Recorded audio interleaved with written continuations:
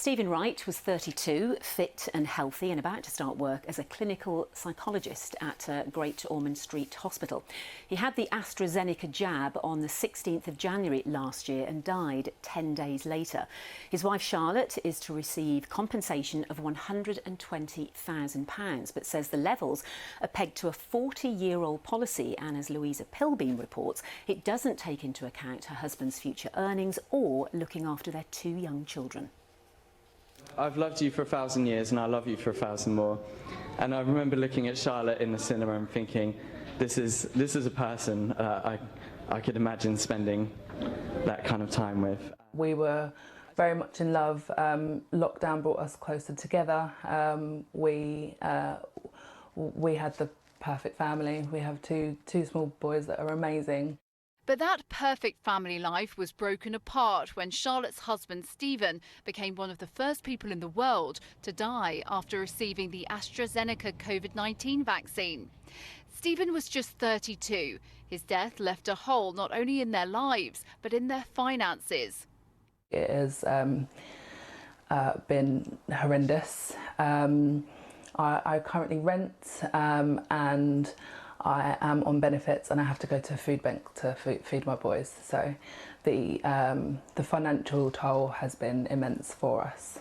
Hi everyone, thanks for joining Oak's Child and Adolescent Psychology. As a senior clinical psychologist, he brought all the money in for Charlotte and the children, but a government compensation scheme took more than a year to award her £120,000. Lawyers working with Charlotte and 95 other families say that amount is capped because it's an outdated law written before COVID deaths back in the 70s. I think what's happened is that this piece of legislation has not been very well used or not been used very often over the last few years. And of course, in the extraordinary circumstances which we've all faced over the last couple of years with the pandemic and with the mass vaccination programme that's been rolled out, this Act has now got to serve many more people. Charlotte will join other families and campaign group Vaccine Injured and Bereaved UK outside Parliament next Friday to fight for full compensation. Lawyers argue it could be around £1.5 million for Charlotte's family. Despite everything, Charlotte believes Stephen would have still had the vaccine if he had his time again. Being in the profession that he was in, I truly believe that if he had been told all of the possible reactions, then he would have still taken it. Because I am aware that it is a rare situation. It is very rare. To date, there have been 49 million AstraZeneca jabs with 80 deaths from major blood clots. That's 0.0002%. Louisa Pilbeam, BBC South East Today, Sevenoaks. Well, joining us now is Sir Christopher Chope, who's leading the vaccine damage bill, calling for an inquiry into compensation for those who've been affected. Good evening to you, Sir Christopher. So these deaths have been exceptionally rare, but the compensation is simply not enough, is it? Well, not only is it not enough, the government won't even concede that it is compensation. They say it's an ex gratia payment, which Charlotte's family have got, but it's only £120,000. It hasn't been updated for many, many years.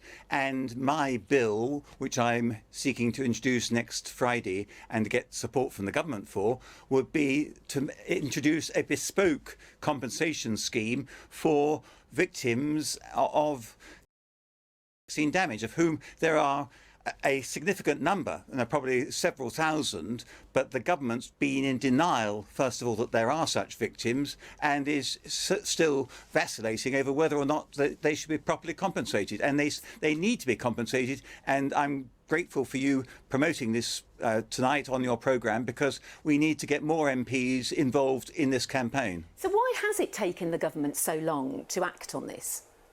Well, I think the deal was that if you were very unfortunate and suffered vaccine damage, then the government would see you right, look after you. But the government has been conflicted because they haven't accepted, even up until a few weeks ago, they weren't accepting even coroner's verdicts that people had died as a direct result of the vaccine.